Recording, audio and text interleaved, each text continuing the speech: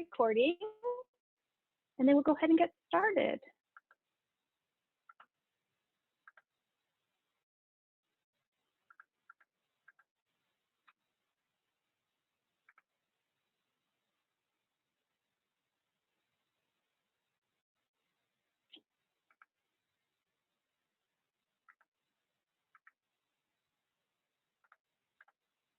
All right, can you all see the slideshow now?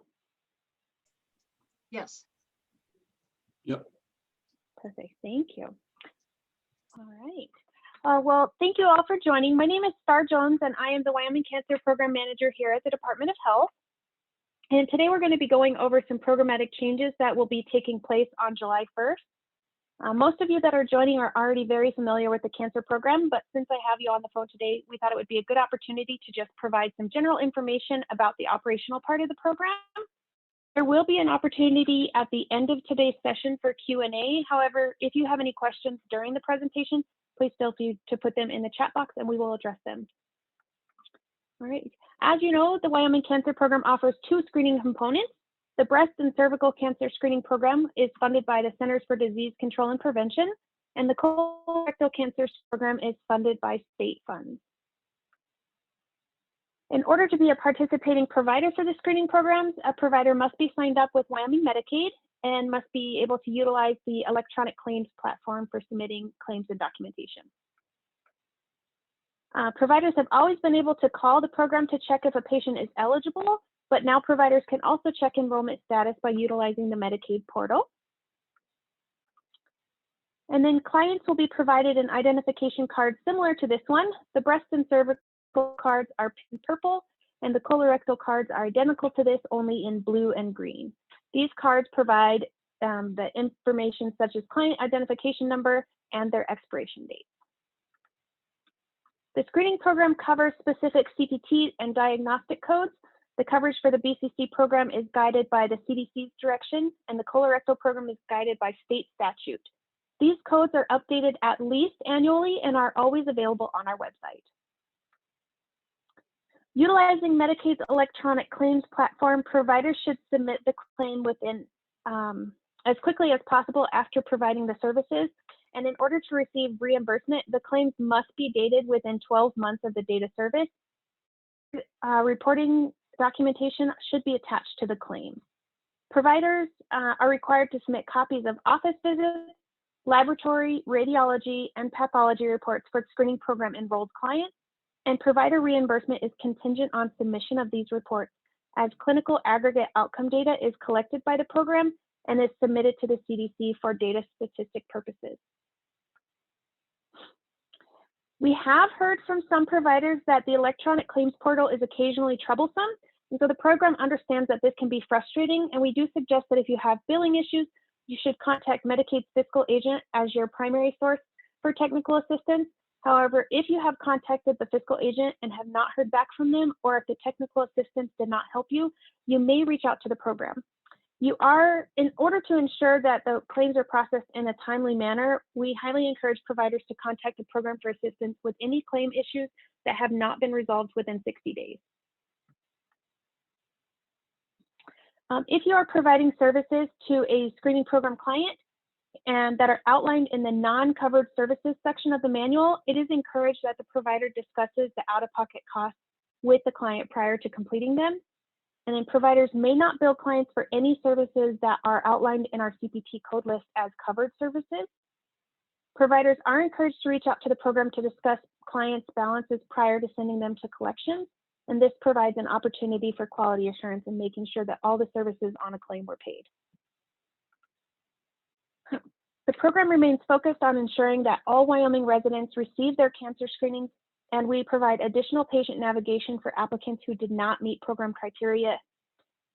For women seeking mammograms, additional screening funding is available from Wyoming Breast Cancer Initiative, and navigation for cervical and colorectal cancers can be in the form of referral to other community resources that can help.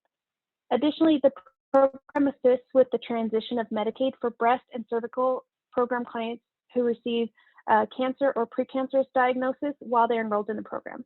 Additional coverage may be available to women who are not enrolled in the program at the time of diagnosis, but restrictions apply so it is best to contact them to discuss this on a case-by-case basis. And with that general overview, we'll actually move on now to the updates to each screening program. So for the breast and cervical cancer screening program, we currently serve Wyoming female residents who have an income of 250% or below federal poverty level and who meet certain age and risk criteria. In the past, the program has only served residents who do not have insurance coverage. But with the Affordable Health Care Act, many people now have insurance who did not have insurance in the past. But this does not mean that they can afford any of the out-of-pocket expenses, which may result from them receiving their cancer screenings. And this was identified as a potential barrier for some women.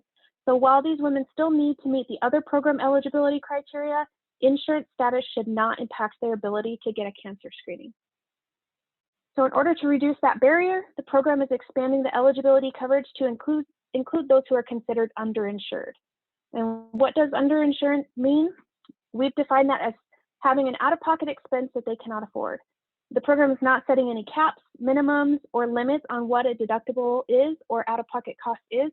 Simply put, if the applicant meets all the other eligibility criteria, such as income, age, and risk factors, then having insurance should not disqualify them from receiving assistance with their cancer screening. So moving forward, this is what the eligibility criteria will look like on all programmatic materials. All right. I'd like to briefly touch on the age and risk criteria that the program follows. This is the age and risk criteria for cervical cancer screenings. This information is available on our website and the current provider manual, and it should look pretty familiar as we did not implement any changes to this criteria. And this next slide is the screening criteria for breast cancer screenings. Again, this information should look familiar. We did not change any of the requirements on this section, and this is also available on the program manual.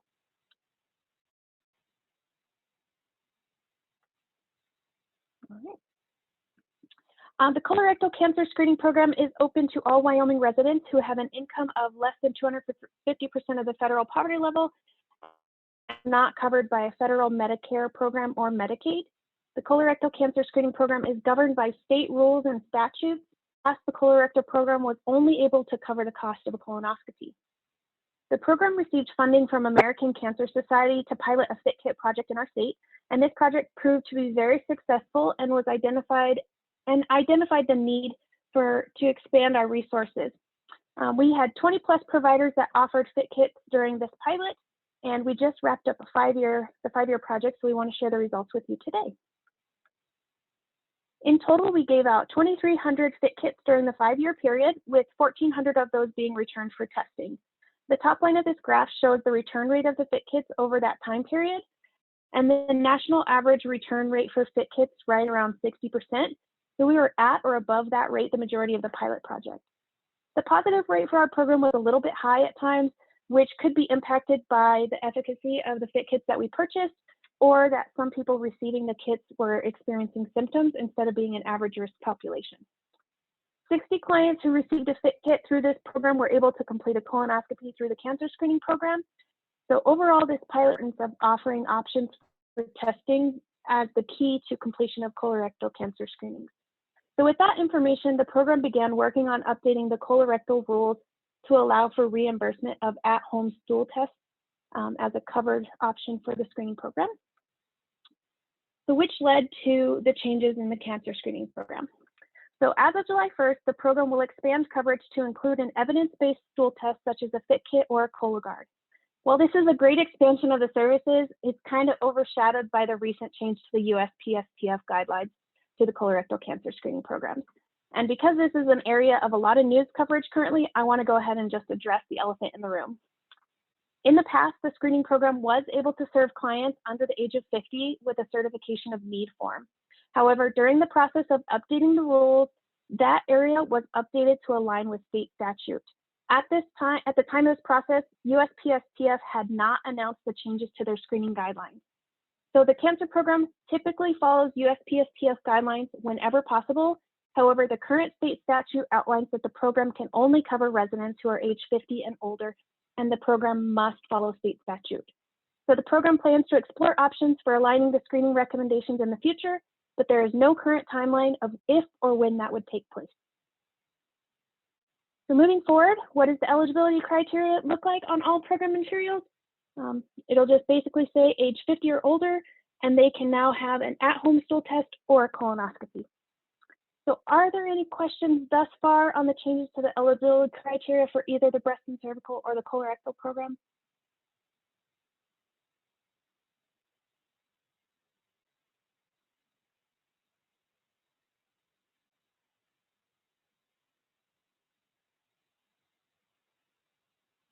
Okay, I'm not seeing anything come through on the chat box, so definitely feel free to unmute yourself if you have any questions, but if not, I'll go ahead and move on to just the next section of this presentation, which just basically is signing up to receive notifications. So occasionally the program does send out updates, and we'd love to send them out via email. We always put them on our website. So if you would like to receive those programmatic updates, you can fill out this form on our website, and I will try to drop that link here in the chat box in just one moment. And then additionally, we do send out a newsletter monthly from the Wyoming Cancer Coalition. Typically, we put all programmatic updates in that newsletter as well. We do know of a few changes coming up here in the near future, one of which is that Medicaid is moving to a new fiscal agent, and they will be sending out information on that change and training here in the future. And then the cancer program is currently working on updating our program manuals, and we will be doing some informational videos as well. And those are all the slides that I have. So I'll stop now for any questions.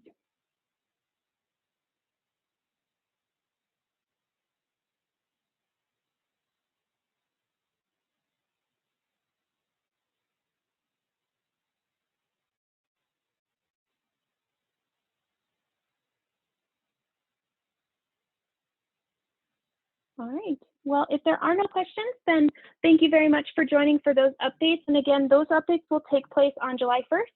We do expect to send out some the links to these recordings and the slides as well. But if you think of any questions, you can definitely feel free to reach our program. There is a contact slide here. Give me 1 second to put that back up so that you can have our information. There is the contact information for our program.